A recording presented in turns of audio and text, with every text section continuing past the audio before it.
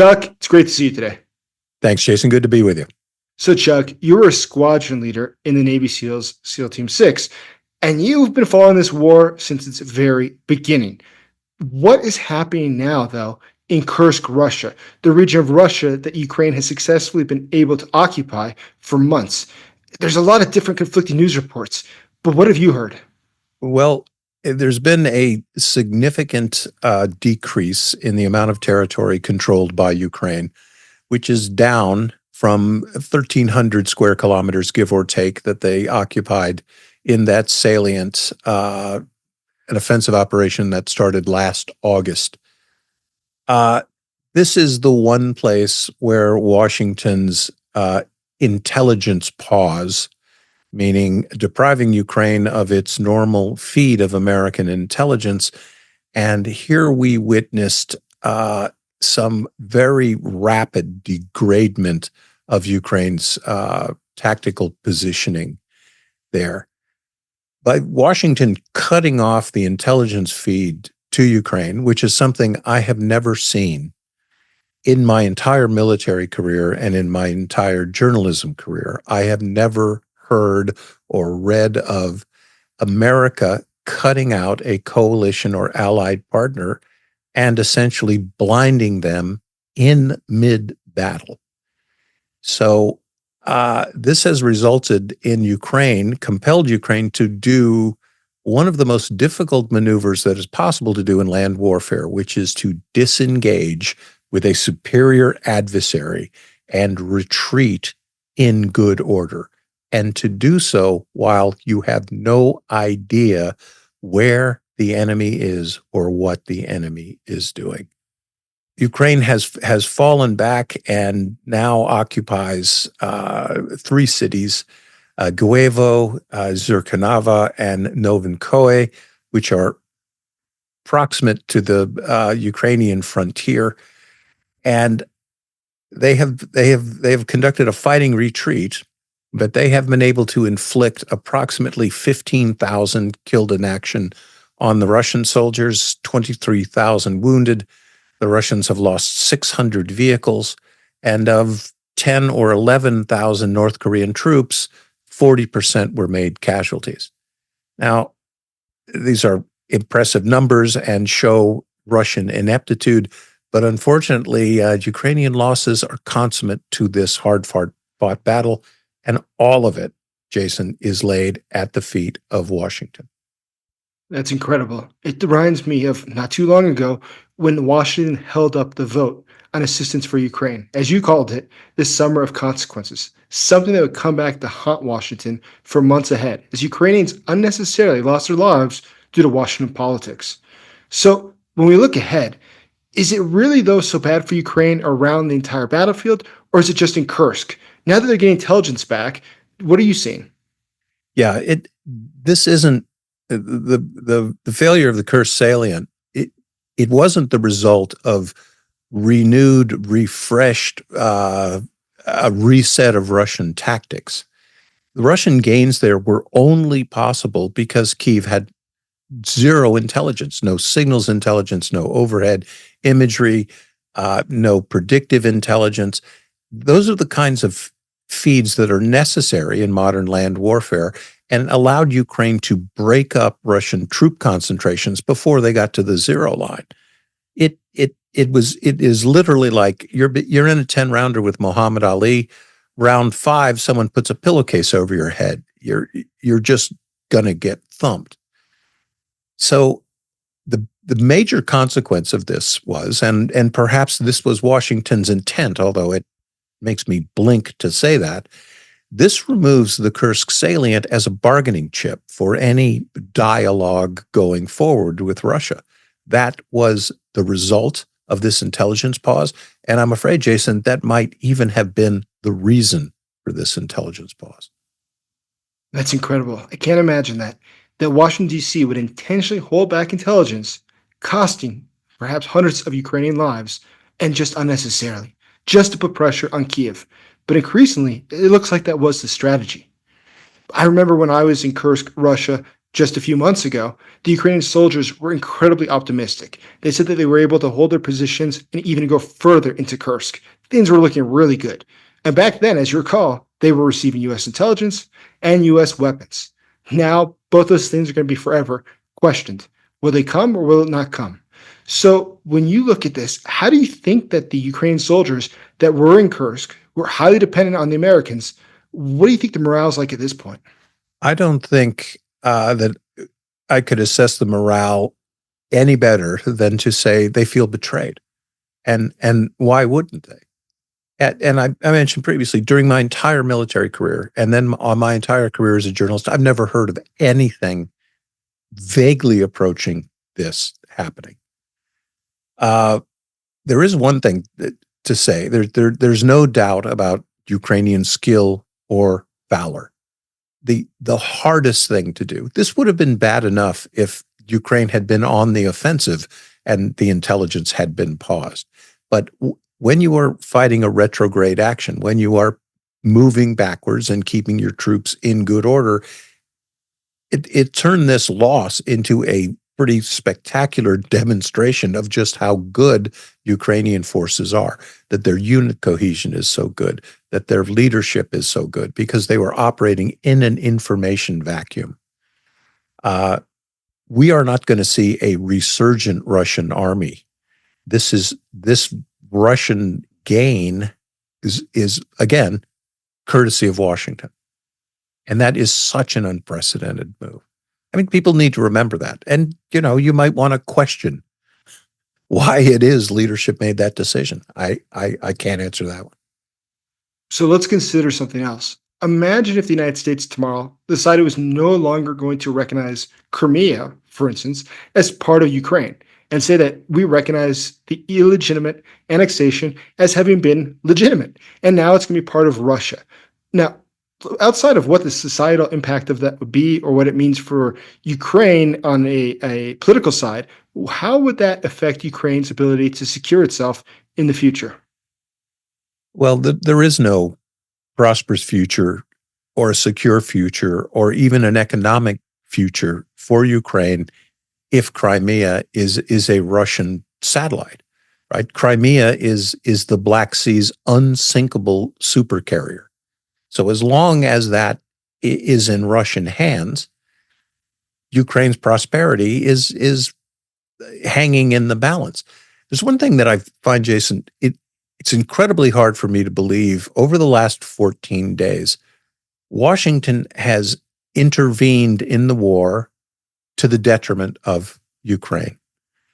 Washington has made numerous giveaway concessions, and I'm not talking about negotiations. I don't even want to use that word. This is a dialogue.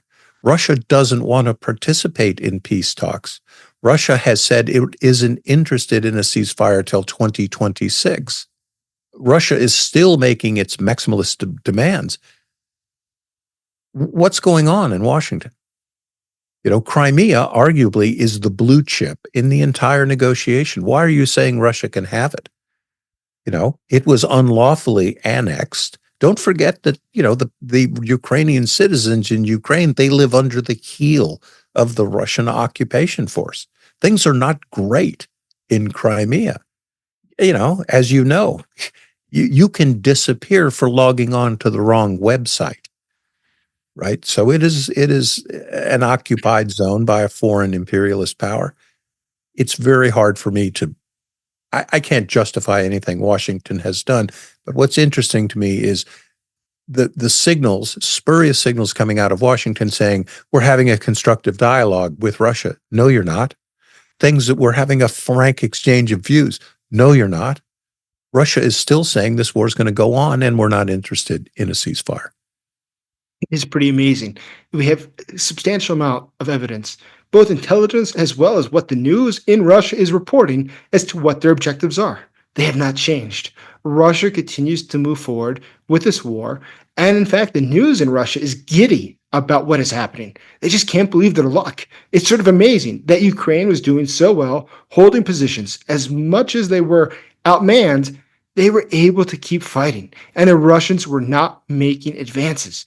It's just simply unbelievable that due to political decisions, not due to military might of the Russians, but political decisions in Washington, that Ukraine is now put into this position. But let's talk about Crimea just a little bit more. From a naval perspective, why is Crimea so essential? Well, Crimea is vital.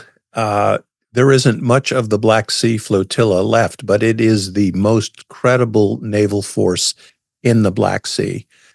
And people need to remember that the principal component of the Russian Black Sea flotilla was an amphibious warfare component. The Soviet Union and Russia took great pride in maintaining an amphibious warfare capability throughout the Black Sea, which meant they could land troops wherever they wanted in any restive satellite, Romania, Moldova, and of course, Ukraine. Any thought of Ukraine going forward in a situation, geopolitical situation, where Russia controls Crimea, it's going to require that Ukraine divert assets, military assets, to surface control, sea control of the Black Sea. The solution to that, remarkably, is not naval vessels as much as it is long-range anti-ship missiles and adequate sensor cover to put the Russian surface forces in check. But again, and I want to reiterate this, in order for Ukraine to trade with the world, its economic prosperity and its geopolitical security, they depend on freedom of navigation in the Black Sea. And as long as the Russians are in Sevastopol, they can interdict Ukrainian commerce whenever they want, and that's not satisfactory. So let's think about different things that could be game changers. How can this all turn around? There's been a lot of talk by the Europeans, but already for many months, that they might send troops or they might send more weapons or more assistance. Do you think that could change the game of play? I would love that. I'm one of those guys that look at a train wreck and say, "Well, hell, it looks like this pocket watch survived, so we can, try to pick out what could be good." And again, I'm not trying to justify anything that Washington has done and tell everybody, look, I've never seen anything like it. If there is anything good, it might be to spur the European powers and our NATO partners there into greater contributions to Ukrainian security. I still think that the 800-pound gorilla in terms of military force and force projection around the world is the United States. I am not certain that every NATO army in Europe pulling together, I'm not certain that is a significant security guarantee for Ukraine. I just don't know that. You get the U.S. aboard, get the U.S. back in the game, then I think you have a process for a secure Ukraine. Here's something that I think is going to happen. For the rest of this week, we're going to hear clucking noises from Marco Rubio and other people in Washington saying our dialogue continues with the Russians. At the beginning of next week, we will start to hear some frustration from the United States because Russia is not doing anything to approach the negotiation tables. One splendid outcome of this could be, but we'll see if this ever happens, the United States truly gets into the game, resupplying Ukraine, providing them with more and better weapons, and punishing the Russians on the battlefield. Something has got to happen to compel Putin to the negotiation table, and that is basically military defeats. So we'll see. But I think that is at least 14 days out. But that's not 14 years, so let's see what happens. So let's talk about that scenario. If the United States decided to do an about face, it sees that the Russians are not getting along, the Russians are just sort of biding time, or they are just dismissive and reject what the Americans want to do. And the Americans went to the other extreme and decided to go all in for Ukraine. Is the war still winnable? Many people say that it's been 3 years already. It's almost at a stalemate. And the fact is, Ukraine just can't win. So we're just going to wrap this up so the bloodletting stops. But others say, in fact, Ukraine's in quite a different position. If Ukraine had received, from the very beginning of this war, all the weapons and intelligence that it needed, Undoubtedly, at the beginning of the war, they could have liberated all of their territories. Is today still possible for Ukraine to advance? Categorically. See, here's the thing that people don't get, and I don't. It's not a misapprehension or underinformation. Russia has inflected the information space so that a lot of otherwise well-informed people think, look, this war is unwinnable for Ukraine. Quite the opposite. This war is unwinnable for Russia. 95% of Russian military capability is centered in Ukraine. They are never going to get to the Dnipro River. They're never going to get to Kyiv. It just isn't going to happen. Not with the army they have now, not with the equipment, and not with the leadership. So is this war unwinnable for Russia? Yes. This is 1970 in Vietnam, and Russia is the United States. Hey, we're not losing, but we can never win. And that's exactly what it is. Here's the problem that Ukraine has right now. There are places on the zero line where Russian units are not deployed correctly. There are gaps in the line. There are weak spots. The problem that Ukrainian war planners have is that they have tactical opportunities that they cannot follow up on. You can say, look, here's a weak spot in the Russian line. I think a big offensive probe would work right here. A staff officer like me would say, hey, wait a minute. Can you count on the United States logistically to make sure we have everything we need to prosecute this opportunity? And it embarrasses me as a former naval officer and an American to say, no, you can't count on the United States right now. Now, I think we have a very reactive commander-in-chief.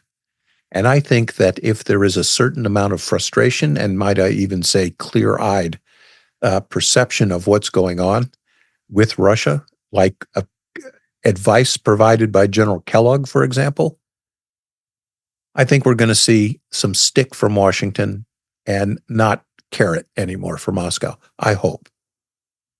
I certainly hope so as well. All of this, though, has just been a scandal because it goes further than Ukraine. Let's look at the geopolitics of this. How do you think Taiwan is understanding what is happening today? We've seen that the Europeans have reacted with quite a bit of fear and panic because it's not clear if they can really count on the United States. But even on the economic side, we see that the United States now has got a problem. Its massive defense industry has always been selling weapons to our allies. But would you really want to buy weapons from the Americans if it's not clear that they'll continue to sell to you in the future just to pressure you for whatever it is? Could be over trade and have nothing to do with war. The U.S. has continuously put halts on our European partners. As you recall, for months, people like the British had wanted to give weapons to the Ukrainians to strike within Russian territory. And what happened? The U.S. was able to veto that, saying that, well, because we created parts for those weapons, or those weapons themselves, we can't allow you to use them within Russia, which is sort of absurd when you consider an ally of the United States in Europe is saying, we feel that this is the best use of our weapons for our national security to protect our European country from Russian aggression. We must stop the Russians in Ukraine. And the Americans vetoed it. So it's not something new. The U.S. has been playing this game, and it's really going to hurt us in the long run. Who could be really sure that, for instance, a military software that is currently being contracted by a European partner won't have a backdoor forced into it because the U.S. decides that's what it wants and wants to gather that intelligence? As sporadic as things are today, everything is possible.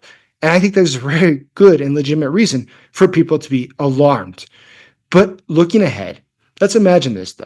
Let's imagine the U.S. finally decides to get on the right page and finally sees that the Russians are not going to be going along with this. Decides, listen, we're going to keep the sanctions on the Russians. Actually, we're going to increase the sanctions on the Russians. Or they say, more than just giving the weapons to the Ukrainians, we're going to be backing the Ukrainians with soldiers. Or we're going to be backing them with more assistance. Do you think it's possible for Ukraine to make advances in the near term? Or would this be something that would be taking years and years for Ukraine to advance? No, I think this, and especially given the changeable nature of Washington, as capricious and harmful as the decision to pull the intelligence feed, this could all turn around in a matter of days. If Washington is frustrated If Washington finally realizes that any sort of suspension of hostilities, I'm not saying ceasefire, would be used by the Russians to reinforce Ukraine, etc. If they keep seeing the maximalist demands from the Kremlin, this is the kind of president who gets frustrated. And he is eventually going to see that there's only one language that Russia really speaks, and that is the language of power. Look, the Russians see us as suckers. They truly do. You talked about, you follow the Russian press quite closely. You see their frank delight in, look, they know why they succeeded in Kursk. They know that the Americans blinded them, right? They hear noises out of Washington that maybe Washington is going to recognize Crimea as Russian territory. They frankly cannot believe their ears. But should they continue down this intransigent path, just as easily Washington could open the floodgates. And the Russians fear that. Look, they know what ATACMS do to them. They know what long Neptunes do to them. They know how effective Ukrainian artillery and counter battery fire can be and is when it is adequately supplied with ammunition. Look, I'm not changing my assessment that I've had multi-years now. This war is unwinnable for Russia. It's unwinnable. So all that they can do is hope for a suspension of fire, which they will use, as they did in Georgia, as they did in Chechnya, to resupply, lick their wounds.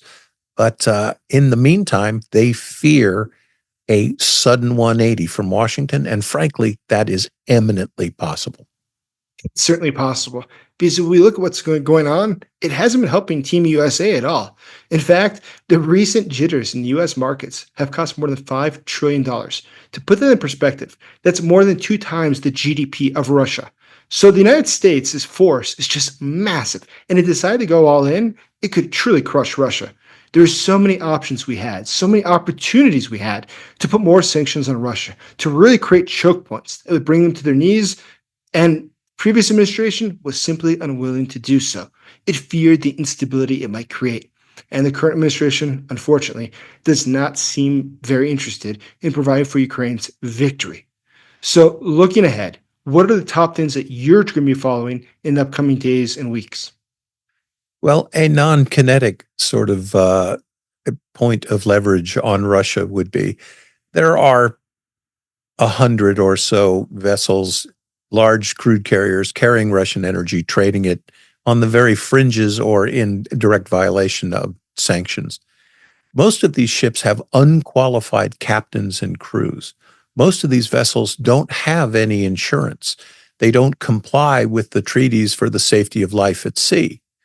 Were I a commander-in-chief, I would pick up the phone and dial 1-800-SEAL Team, and I would seize every one of these vessels in a 48-hour operation at anchor and at sea around the world. And I would say to Russia, okay, let's talk. This is something that is eminently doable. There is nothing the Russian Navy could do to stop that. They are not a global blue water force.